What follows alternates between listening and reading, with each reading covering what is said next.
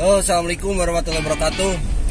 Kali ini saya bersama The Master Ayut akan melaksanakan tugas dari The Master kelompok 2, yaitu seminar di Nabwa Datala. Ini jadi tugas khusus dari Buya Agus Muslim buat rekan-rekan The Master 2 sekarang. Nah, doanya dari rekan-rekan semuanya supaya acara ini berjalan dengan lancar dan juga kelompok 2 ini menjadi juara.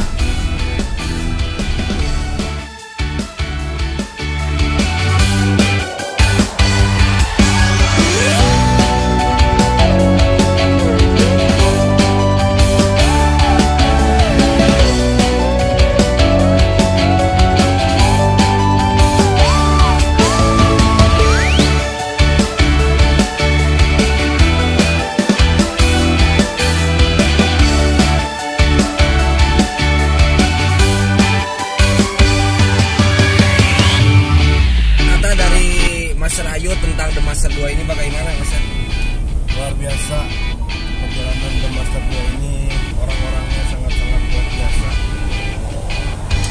Mantap. Kalau kata dia itu misalnya kita luar biasa, naon? Tahu satu.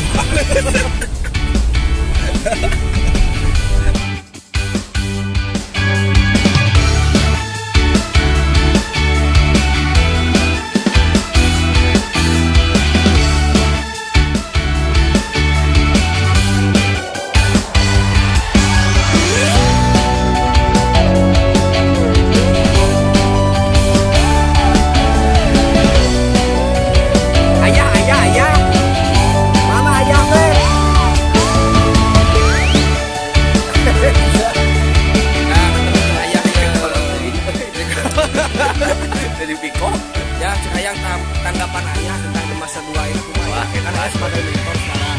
Tanggapan ayah kumaha?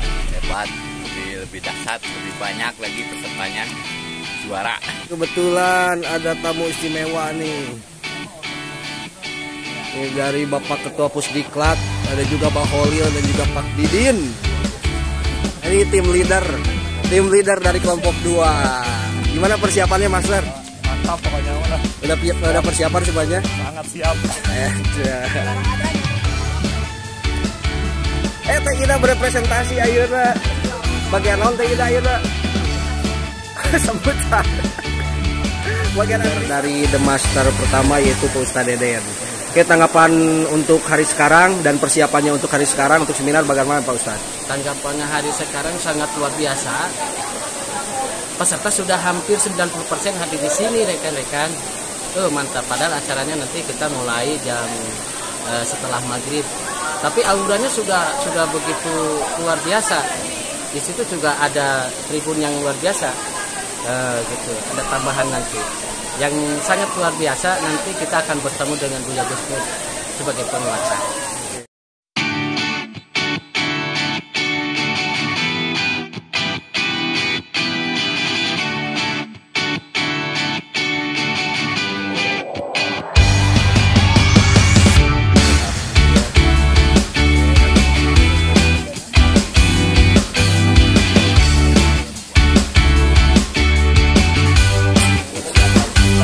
Seminar di masa kelompok 2 pertama mah juara.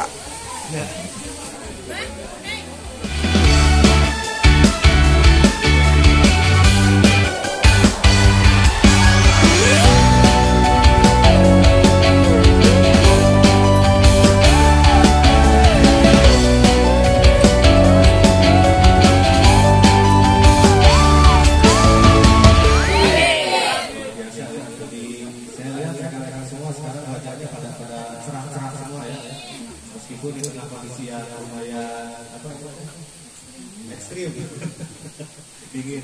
Nah, untuk selanjutnya rekan-rekan, karena di sini ada pembimbing yang luar biasa nanti ya, yang akan koordinatornya yang akan memberikan juga arahan sekaligus juga motivasi.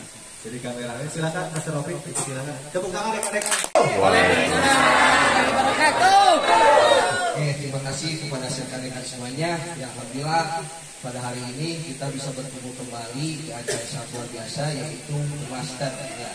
Nah, ini adalah suatu kehormatan rekan-rekan semuanya buat saya selaku di sini itu dipercaya oleh Buya Agus Muslim adalah mentor dari kelompok 2 yang di dalamnya itu ada master-master yang saya di depan rekan-rekan semuanya, ada Pastor Iki ya, bukan buat beliau. Di sini juga ada Ibu Ida yang tadi memfasilitasi kita dalam bidang makanan. Kebagian teh mama anak. Kalau enggak ya kebagian kan Ibu Ida protesnya. Can 2 kali ayah. Bisa 2 kali ayah ya. Dan di sini juga ada Master Joko Closing nih dan Ibu Elis juga buat beliau. Di sini juga ada Pak siapa? Tes pada apa? Kopit Daus ya juga buat beliau. Dan yang paling ujung itu ada Teh Rindi ya, juga buat beliau. Dan ini ada ketuanya rekan-rekan. Ketua dari kelompok 2 di masa 2 ini yaitu Pak Andri bukan. Jadi rekan-rekan semuanya ini sangat fenomenal sekali tentunya. Karena yang namanya master ini langsung dibimbingannya oleh Buya Agus Muslim. Dan mungkin untuk rekan-rekan semuanya nanti di sesi selanjutnya ini berkesempatan untuk menjadi para master seperti rekan-rekan yang ada di depan ini rekan-rekan. Ya. Tapi dengan adanya master ini rekan-rekan, tentunya master ini akan membawa ke sebuah perubahan yang tentunya ini akan membawa kepada kita ini tumbuh dan berkembang. Nah, jadi dilihat dari segi yang namanya program master ini adalah program unggulan dari Buya Agus Muslim.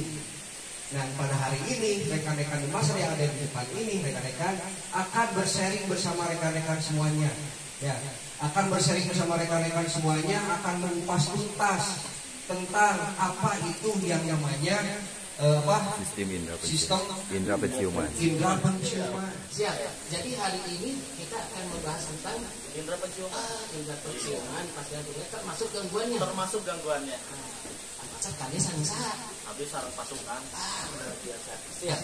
Termasuk juga nanti aplikasinya dicontohin. Nanti dijelaskan semuanya. Dijelaskan semuanya. Ada para master yang luar biasa. Aslinya? Asli. Baik, kalau begitu saya sudah tidak sabar lagi nih. Kita akan panggil saja. Siap.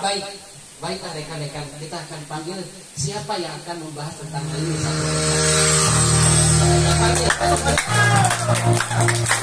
Inilah Master Ida.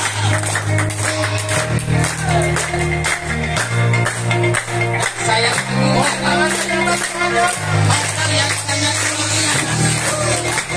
Ayo meriah. Beliau adalah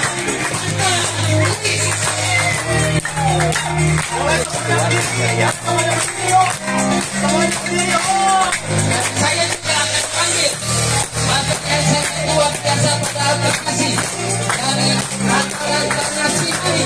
Kita panggil dengan sangat antusias. Beliau adalah Master Firdaus.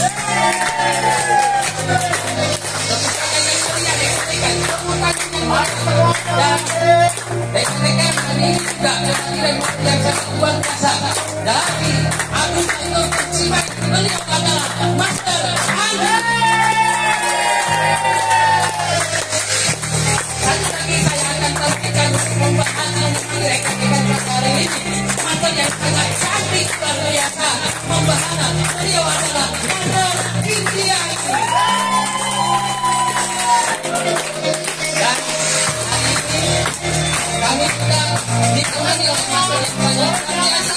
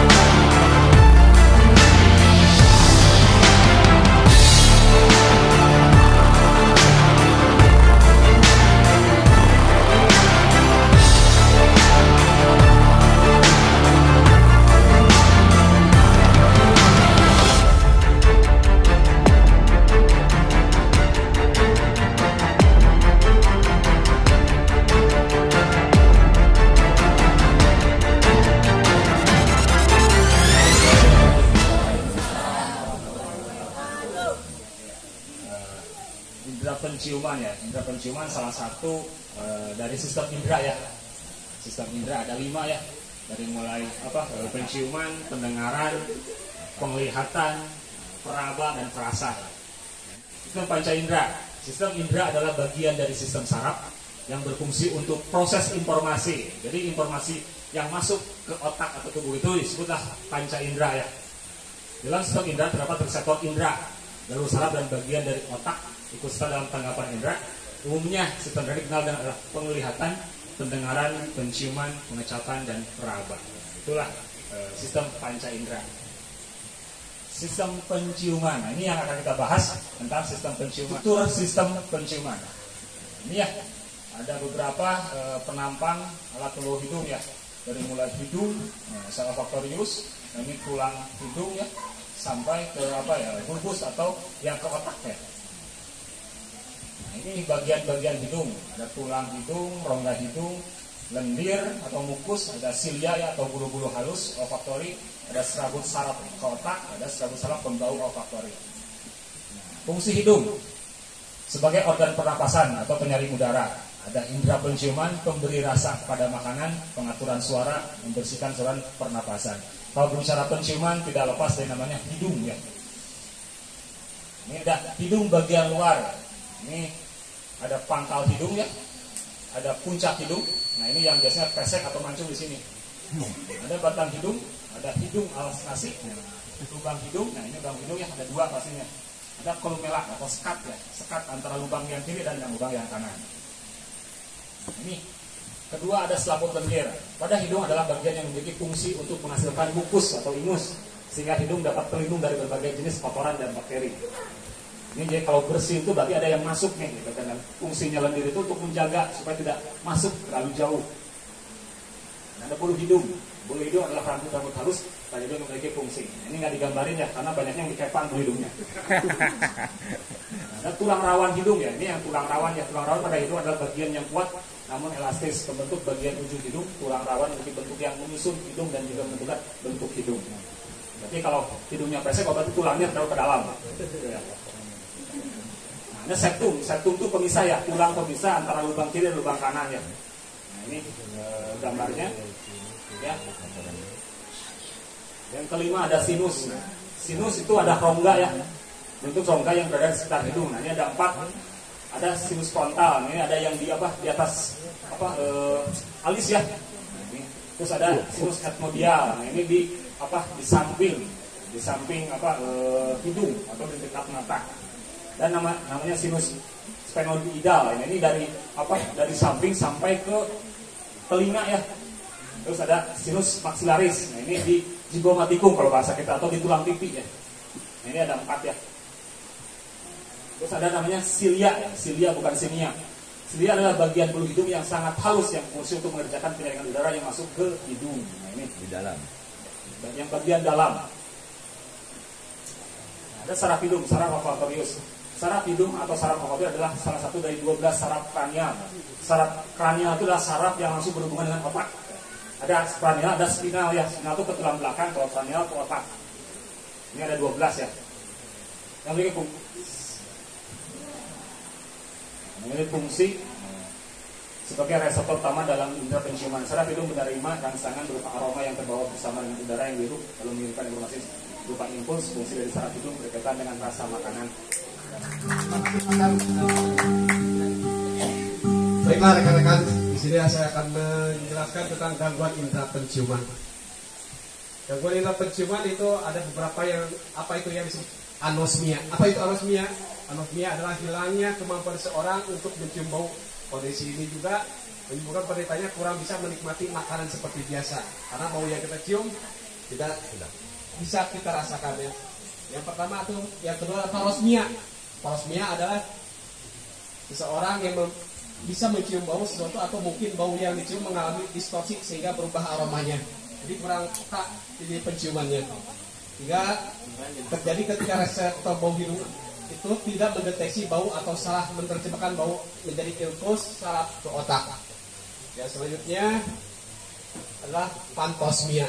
Pantosmia ini merupakan halusinasi penciuman kerap membuat penderita merasa bingung dan tidak nyaman, terutama bila sedang berinteraksi dengan orang lain. Bahkan pada kasus tertentu, kondisi ini juga bisa membuat penderita tidak nafsu makan akibat aroma tidak sedap atau busuk yang diterima oleh indera penciuman dia tersebut. Yang selanjutnya adalah pantosmia. Pantosmia berarti kondisi seorang yang merasakan penciuman, tetapi orang lain tidak merasakan bau sesuatu yang dia terima, hanya dia sendiri yang mencium. Jadi ada semacam halusinasi, ya. Dan selanjutnya hiposmia. Hiposmia adalah kelebihan, di mana dia merasakan bau sesuatu tapi orang lain tidak mencium bau tersebut. Jadi disebut hiposmia. Atau sangat sensitifnya penciuman orang tersebut. Orang lain tidak merasakan bau tapi orang itu merasakan bau. Yang selanjutnya hiperosmia. Hiperosmia adalah kondisi di mana indera penciuman menjadi sangat tajam, atau mencek rasional disebut hidung anjingun sebenarnya. Jadi jika anjing gue naon seukeut hidungna gitu ya. Jadi disebutnya hiperosmia. Itu terlalu berlebihan. Orang lain tidak merasakan, dia sendiri hanya merasakannya, ya. Itu penyebab, dan itu yang selanjutnya penyebab terjadinya gangguan sistem penciuman. Apa aja yang menjadi penyebab sistem terganggunya indera penciuman? Yang pertama ada penyebab umum. Penyebab umum ya penyakit hidung sinus, alergi atau vasomotor, sinusitis kronis polip hidung, hipertrofia adenoid, infeksi saluran pernapasan atas, trauma kepala, penyakit neurodegeneratif, ada penyakit Parkinson, itu ya penyakit yang khusus. Ini yang normal. Sinusitis adalah peradangan di lapisan sinus yang umumnya ditandai dengan pilek, hidung tersumbat, dan nyeri di area wajah. Kondisi ini bisa berlangsung dalam hitungan minggu, bulan, atau bahkan tahun. Itu yang berkelanjutan, ya, akut, ya. Sinusitis akut adalah salah satu kondisi kesehatan yang bisa menyebabkan anosmia. Hal itu karena pembengkakan pada sinus mengganggu jalannya aliran lendir dan membuat banyak menumpuk yang akhirnya menyebabkan hidung tersumbat. Hal ini lama-kelamaan menurunkan kemampuan penciuman. Penuaan atau diabetes, sindrom Kalman, cedera kepala, sindrom Klinefelter, udah aman.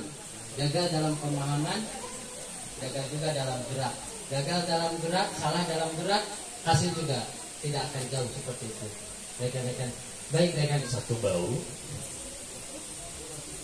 baunya padahal bau durian, tapi rasaan gitu. Ya, jadi di situ saya tertarik banget. Jadi ternyata sistem penciuman luar biasa sekali pada saat ada beberapa gangguan, ya, luar biasa sekali. Dan yang terbaik yang tadi, kok bau itu tapi sih gak bau durian. Bau durian tapi sih gak bau itu. Baik, ya. Pasti bolehnya saya ulangi lagi, saya coba perjelas lagi. Teman-teman, untuk penyebab utama dari gangguan sistem indera penciuman ada 3, ya. Yang pertama dari sumbatan, yang kedua karena paparan virus atau kimia, dan juga kerusakan otak. Kita garis bawahi, kita ambil 3 contoh. 3 contoh gangguan yang tadi disampaikan. Yang pertama adalah anosmia. Anosmia itu tidak tercium, ya. Bau yang ada itu tidak tercium, betul? Betul, tidak tercium. Baik. Kadang-kadang di dalam kenyataannya kita menjadikan satu tantangan itu menjadi hambatan, teman-teman. Ya. Padahal itu tantangan gitu yang terjadi. Bukan hambatan. Kita coba belajar merubah pola pikir. Pada saat ada hambatan, jangan bilang itu hambatan, tapi bilang itu tantangan. Karena tantangan pasti bisa terlewati, sedangkan hambatan pasti kita banyak alasan. Setuju? Ya. Jadi mulai dari sekarang merubah perkataan kita. Apa yang kita sampaikan adalah doa.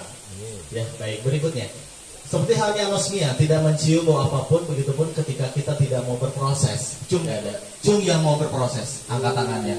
Boleh semakin atas, semakin atas, semakin atas. Baik, tepuk tangan untuk kita semua. Baik, yang kedua itu ada namanya hiposmia. Hiposmia itu penciuman yang menurun, ya, teman-teman. Membenarkan apa yang orang salahkan kepada kita. Terus kita kadang di dalam perjalanan di JM ini, kadang kita salah mendengarkan ini. Yang menyalahkan, yang menjelek-jelekan mentor kita itu etanya subjektif sebenarnya. Pedah siri ku omset bisa jadi, ya. Betul? Bisa siri ku omset, pedah merenya, aduh, closing teh pendan wae, ya kan? Nah, itu kadang itu jadi menyalahkan yang tidak masuk akal. Kadang kita suka terpengaruh, nya dipikir-pikir mah main totek closing teh pendan wae urang teh diajarkeun. Muncul zon-zon prasangka buruk sehingga kita menjauhi mentor kita. Mudah-mudahan kita semua tidak terpengaruh ya. Tidak terpengaruh, tetap lurus, tetap pegang teguh mentor kita. Baik, yang terakhir ada yang namanya pantosmia ya. Seperti halnya pantosmia, karena kerusakan otak ya. Cara pandang ilmu yang salah menghasilkan pemahaman yang salah. Pemahaman yang salah menghasilkan gerak yang salah. Gerak yang salah menghasilkan hasil yang salah. Cara yang baik dianggap salah, cara yang salah dianggap benar. Mudah-mudahan kita semua bisa memposisikan mana yang benar yang salah. Dan kita yakini ilmu siang ini adalah ilmu yang positif, ilmu yang benar di perjalanan hidup kita. Tepuk tangan semuanya. Nah, itu saja yang bisa saya sampaikan.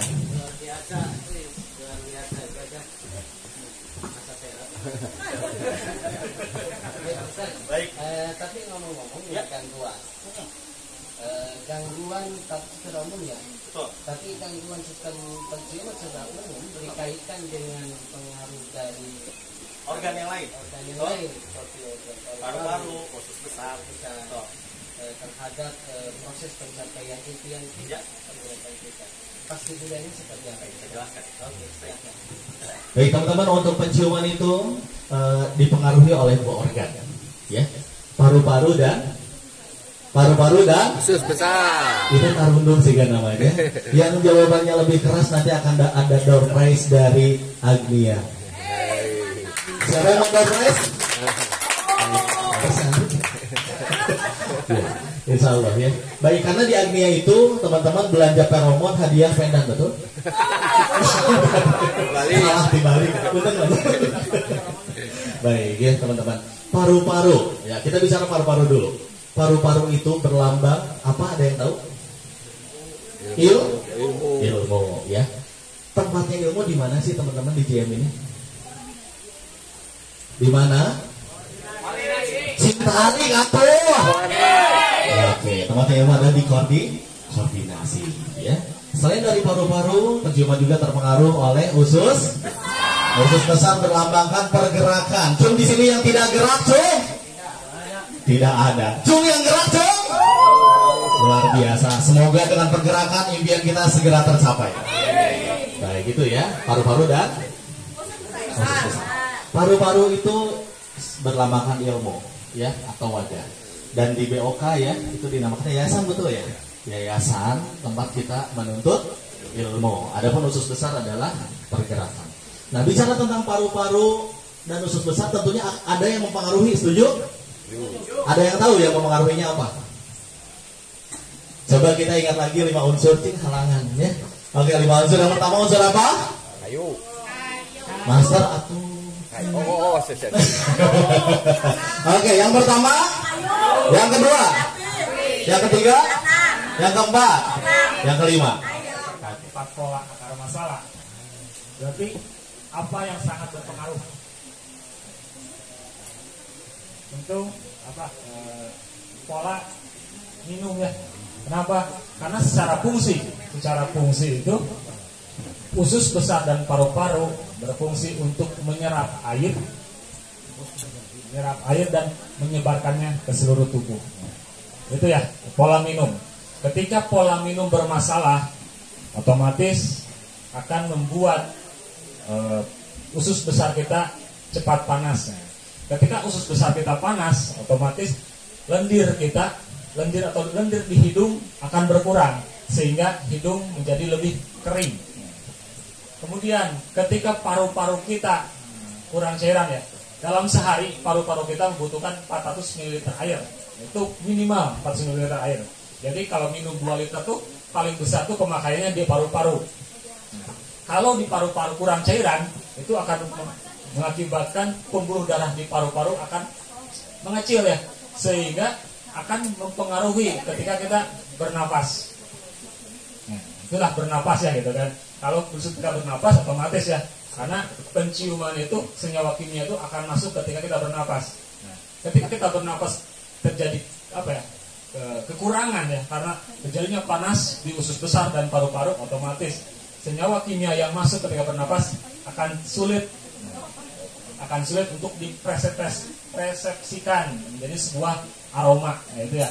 Jadi balik lagi, pola akar masalah yang paling berpengaruh kepada sistem penciuman? Jelas di situ bahwa pola minum yang sangat berpengaruh. Oke, gitu. Tata laksananya bagaimana, kemudian langsung aplikasinya seperti apa akan kita praktekkan dan terminasi herbalnya. Kita panggil saja langsung Teh Rindiani, Bu Ida, dan Teh. Masih semangat? Cek sound dulu ya. Apa kabar rekan-rekan hari ini? Alhamdulillah, luar biasa. Allahu Akbar ya. Masih fokus ya? Teteh, Madaman. Alhamdulillah. Manawi aku kunaon teteh? Ya, jadi saya teh Udah 5 harian. Jadi si penciuman teh agak samar-samar teh. Jadi yang kanan aja gitu, yang samar-samar. Kalau yang kiri mah cium bau-bau aroma moga jihad itu udah tercium. Aduh, itu mah tuh abi gesok itu teteh. Kurang biasanya kanggo datana ya, belum datang ini usahakan di aplikasi. Nami teteh saha teh? Rindi. Yuswana seberapa tahun teh?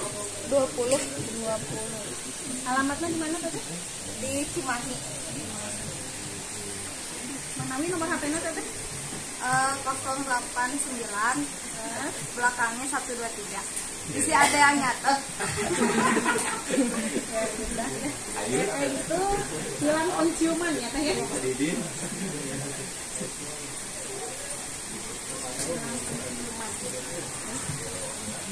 Tensi dulu nyatet ya, boleh. Kanan kiri. Oh ya.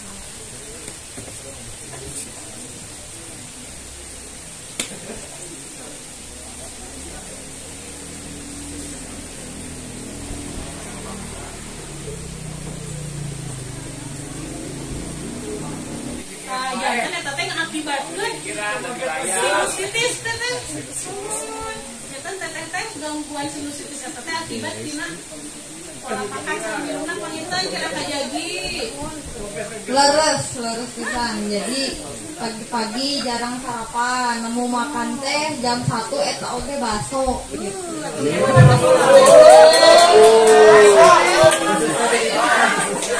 Teteh biasa pemicu teh panas susah jam terus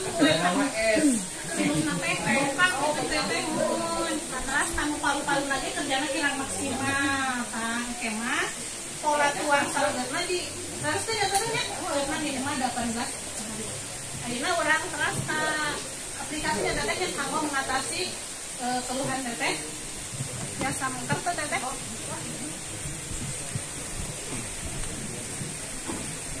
Di sini saya akan mengaplikasikan di 6 titik istimewa dan 11 titik gitu ya. Kalau di 6 titik istimewa itu titiknya ada di titik SMA ya, dengan rumusan totok putakiat. Cuy, ini menyalur ke usus besar.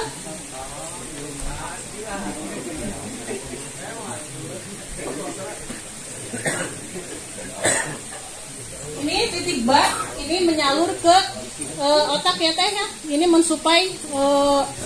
mensuplai oksigen ke otak.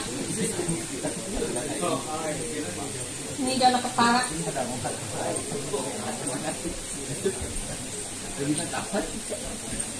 Dan ini titik wah ya, ini menyalur ke meridian organ paru-paru ya. Jadi supaya lebih maksimal 6 titik ini diaplikasikan ya teh. Tuh tadi udah 3 titik ya dari titik 6 titik istimewa. Kita tes ya teh ya. Boleh. Saya punya ini teh, ini sangat luar biasa sekali ya teh. Ini apa teh? Ini teh parfum, bukan sembarang parfum. Kemarin juga yang gangguan corona sama ini teh. Ini sangat luar biasa sekali. Gimana teh? Udah ada perubahan? Udah ada perubahan, tapi masih sedikit kerasa samar-samar teh. Oh, siap. Saya akan aplikasi lagi ya teh dengan titik 11 gitu ya teh. Siap. Yang diantaranya ada beberapa titik di zona kepala. Yang pertama itu di zona cakra mahkota ya. Ini untuk supaya kita itu berpikir lebih positif lagi ya. Kalau kita mau sembuh, sembuhkan dulu dari hatinya dulu. Ini nyambung ke otak kecil sama otak besar. Dan di titik cakra ajna di sini ya. Ini nyambung ke sinus. Supaya lebih fokus, bisa dari sini.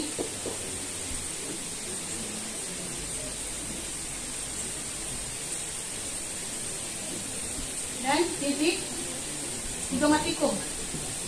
Ini nyalur ke organ usus besar.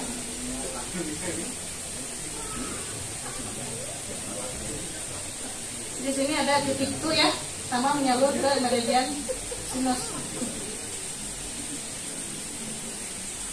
Dan yang terakhir itu di yang ini titik usus besar dulu dari kanan. Ini durasinya bisa lebih lama nggak mas? Yang terakhir adalah di titik Ngepitamek di bawah ngalami. pusar ya. Ini untuk menyetabilkan kerja organ usus besar sama usus kecil. Sensor. Oh, terkecil. Hanya penolakannya berarah ke pusat ya. Jadi ditekan-tekan dulu menuju ke pusat. Lalu diputar. Ini untuk menyetabilkan organ usus besar. Lalu dikir. Dikirnya bisa gini, bisa gini.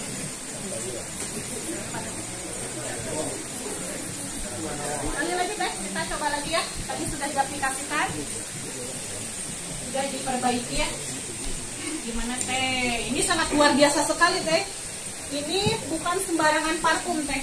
Kemarin yang gencar virus corona sama ini bisa teratasi. Gimana teh? Jadi sekarang lebih tajam. Luar biasa teh. Berkapsul. Mau tidur ini sebelum makan, ini mau tidur 2 kapsul ya teh ya, yang ini pagi dan sore sebelum makan, dan yang ini buat dihirup seperti tadi ya teh ya.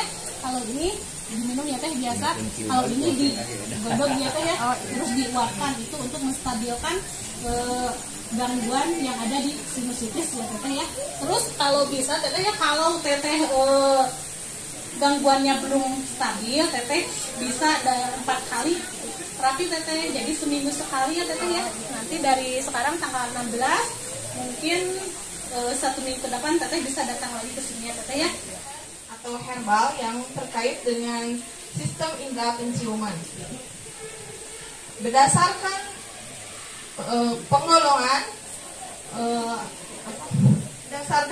penggolongan organinia dan teori 5 unsur panca indera,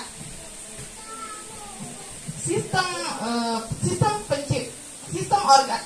indera penciuman itu sangat berkaitan erat atau dipengaruhi oleh organ paru-paru atau organin dan organ usus besar atau organia. Kedua organ tersebut itu bisa dikategorikan ke dalam unsur logam. Maka kita bisa mereferensikan atau menyarankan beberapa suplemen yang bisa mengatasi gangguan tersebut.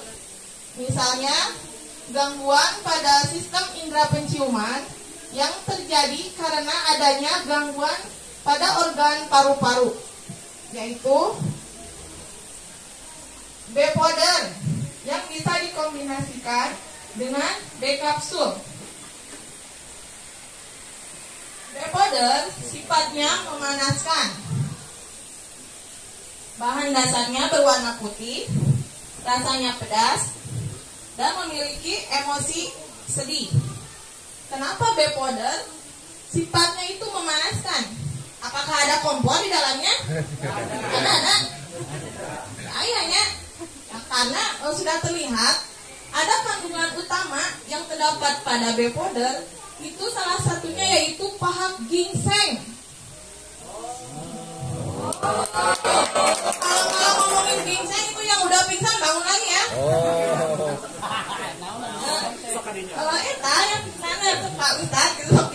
gagah deui. Ada yang ini mau sama. Kenapa harus ginseng? Karena ginsenosida pada ginseng itu sangat berfungsi sekali untuk anti flu dan anti peradangan pada sistem pernapasan dan sistem pencernaan. Adapun beberapa manfaat dari B-powder itu yaitu pertama antimikroba dan antivirus seperti lepra, spilis, luka luar, luka dalam. Kalau misalkan ada luka di hati, coba tanyakan kepada Master Topik ya. Bisa jadi bisa. Nanti ada nomor WA-nya di saya ya. Yang kedua yaitu gangguan sistem saraf seperti stroke, epilepsi, kebas, kesemutan, dan pereda nyeri. Jadi hati mah bukannya ya namanya teruskan we. Oh iya, Master Topik sama Master Topik. Urusan hati kepada Master Topik. Oh iya. Tepuk tangan buat Master Topik. Ya, pakar hati. Oh iya. Sayut. Sama Master Ayut boleh. Sayut.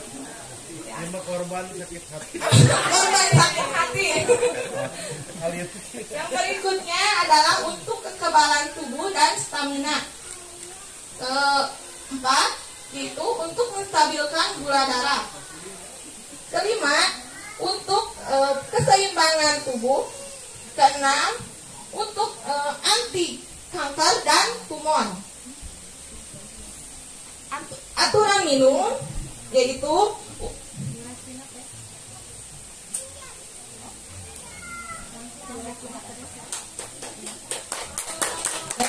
ya.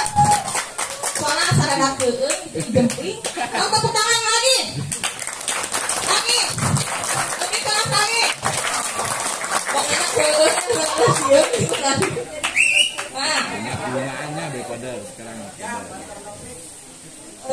aturan minumnya B-powder yaitu untuk pencegahan cukup 1-2 kali sehari itu sebanyak 1-2 saset. Kalau untuk pengobatan 2-3 kali sehari itu 2-3 saset. Anjuran minum. Cara penyajiannya saya akan praktekkan ya. Pertama, siapkan air panas dengan suhu 70 derajat Celcius. Dan lalu masukkan air sebanyak 150 ml air atau 1/4 gelas. Berikutnya, masukkan B-powder ke dalam air tersebut.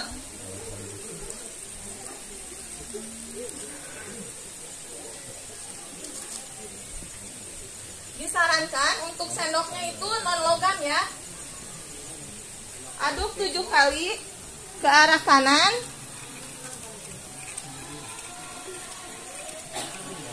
Dengan maju, mundur, cantik. Eta mah saat ini atunya. Maju 7 kali, mundur 7 kali. Kade ngajengkang. Setelah itu diminum ya. Karena ada rumusan katanya kalau penjual yang baik itu adalah pengguna yang baik. Jadi saya minum sendiri ya. Kalau misalnya hoyong mah atunya beli, atunya ketua koordinatnya barangnya gitu. Mantap, luar biasa. Waduh, mantapnya menihaneut kieu nya. Lamun aya nu masih kene nyebutkeun B-powder hasem berarti eta tara balanja. Kenapa apodar? Karena apodar itu sifatnya mendinginkan. Juga warna bahan dasarnya itu berwarna putih dan juga memiliki emosi takut. Rasanya manis. Ada kandungan utama yang terdapat pada apodar itu adalah ciplukan.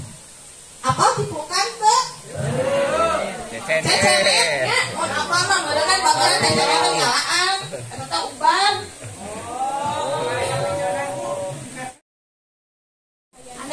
sedikit. Kalau misalnya kita ya ada PJL yang tidak suka mengkonsumsi herbal ataupun obat yang lain, bisa disarankan dengan godogan. Godogan ini adalah herbal non konsumsi, tidak untuk diminum, tapi bisa dilakukan dengan cara penguapan. Caranya yaitu direbus dengan air panas sebanyak 3-4 liter.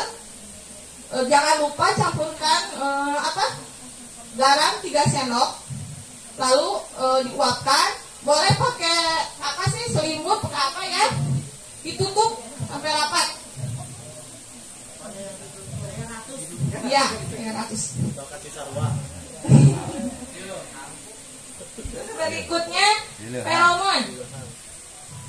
Feromon ini adalah parfum Aura GM. Ya karena udah ketahuan ya, namanya aja feromon, pembawa sensasi. Pokoknya kalau orang yang pakai feromon itu, kalau yang lihat itu siuk-siuk gitu ya. Betul itu pengalaman saya. Saya bawa motor kencang, padahal di jalan ya, saya pakai feromon, itu orang bisa nyium wanginya gitu. Sampai yang nengok gini. Ini pelet. Ya bisa, mungkin itu terserah ya,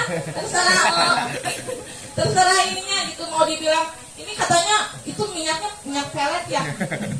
Kan ya, karena memang di sini ada kandungan androseron dan oksitoksin. Itu molekul yang membuat gitu orang itu happy dan memiliki kepercayaan terhadap persahabatan atau hati dan cinta.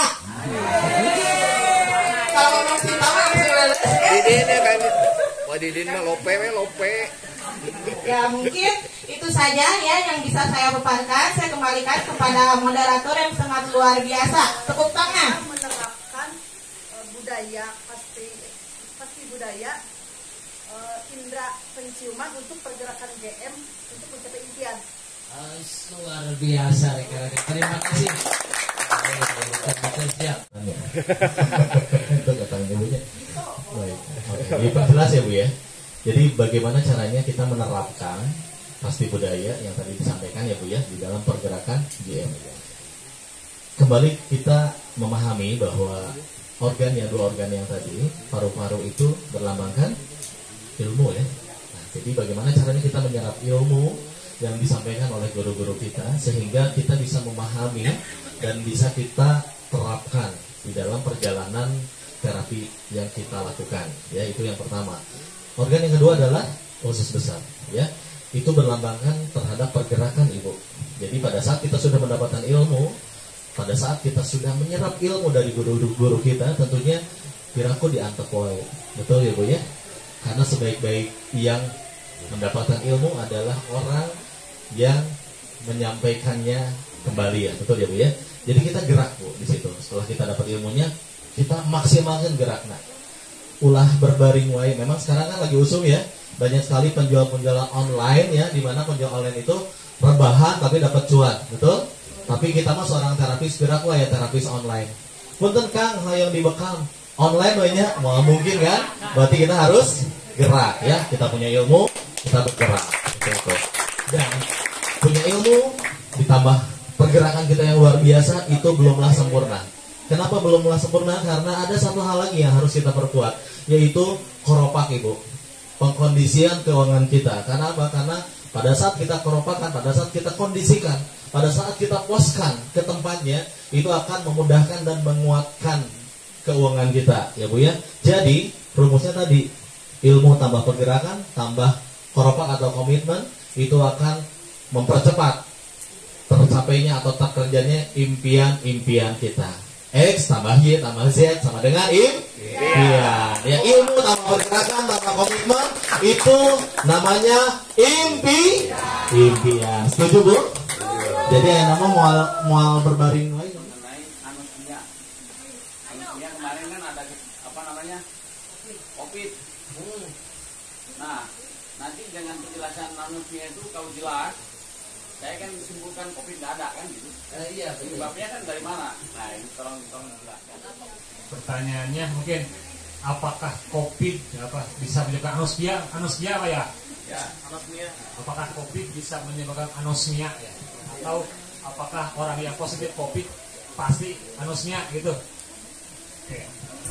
Kalau bicara tadi ya penyebab dari gangguan dari sistem penciuman ya.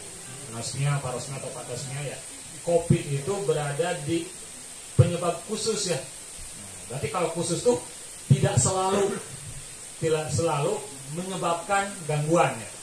Nah, gitu kan. Jadi tidak semua orang-orang yang positif COVID itu mengalami anosmia atau gejala-gejala gangguan penciuman.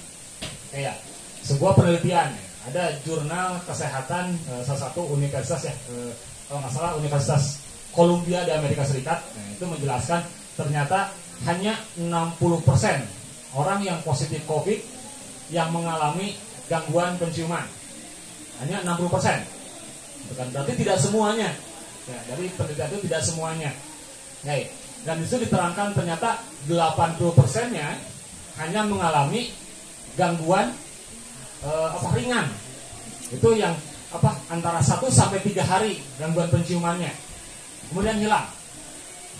Itu hanya 8% yang mengalami gangguan ringan. 1-3 hari mengalami gangguan anosmia, selebihnya kembali normal. Ada juga yang sampai 14 hari sampai 22 hari atau 2 minggu sampai 3 minggu. Itu sekitar 8%. Tapi penelitian lagi ternyata orang-orang yang mengalami gejala yang lebih serius gangguannya itu disebabkan oleh ada penyakit penyertanya, Pak. Bisa karena dia mempunyai sinusitis atau gangguan di sistem penciuman yang lain, polip, atau ada juga yang dia pernah mengalami ISPA atau iritasi saluran pernapasan akut. Jadi bukan COVID-nya yang menyebabkan orang tersebut gangguan anosmia yang lama atau berat, tapi penyakit penyertanya, Pak. Ada juga sebuah penelitian ternyata ya bisa benar atau tidak ya, nah, gitu kan, bahwa anosmia itu sebagai berarti ketika kita COVID terus mengalami anosmia, nah, berarti itu salah satu bahwa sistem tubuh kita tetap baik.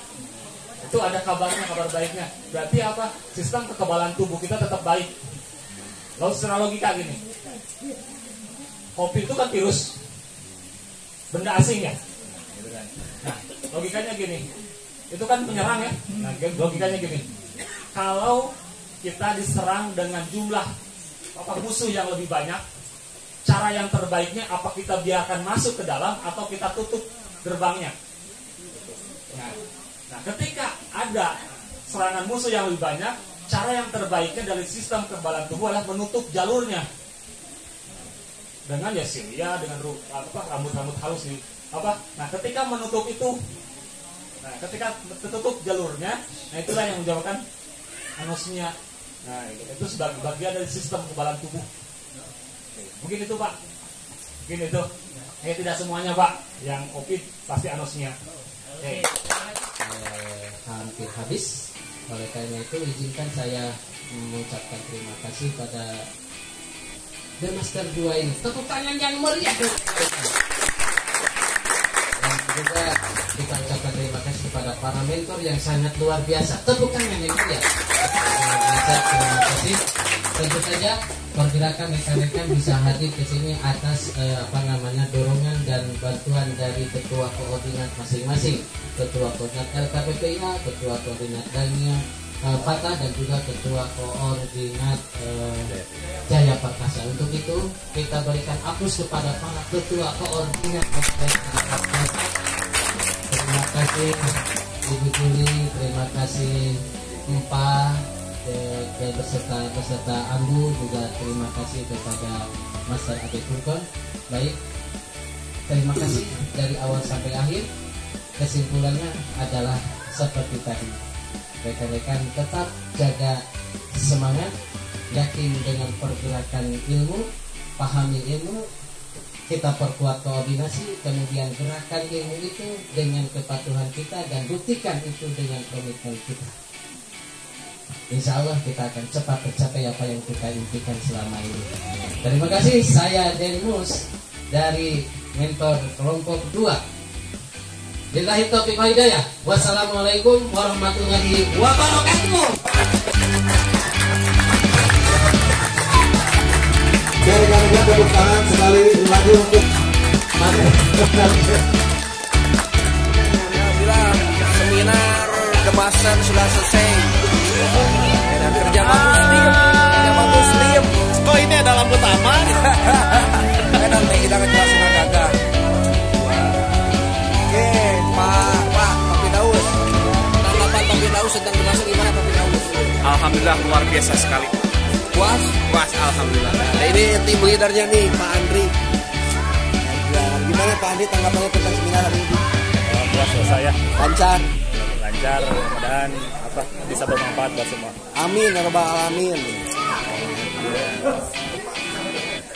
Di tanggapan Teh Rindi tentang The Master bagaimana Teh Rindi? Aduh, alhamdulillah akhirnya. Tadi penampilan Teh Rindi bagus. Wah, masya Allah. Menjiwai menjadi seorang pasien. Ya, jadi itu berkat bimbingan dari para master, terutama Master Taufik. Ya gawean naon atuh? Ada obat. Ya obat.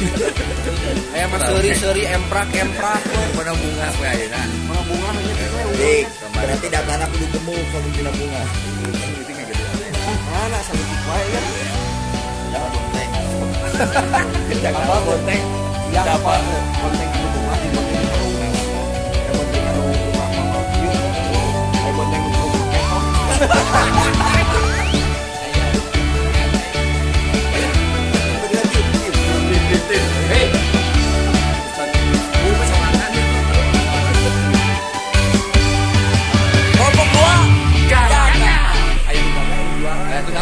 Juara, bukan ngomong kan Siap. Kelompok 2 juara. Ayo.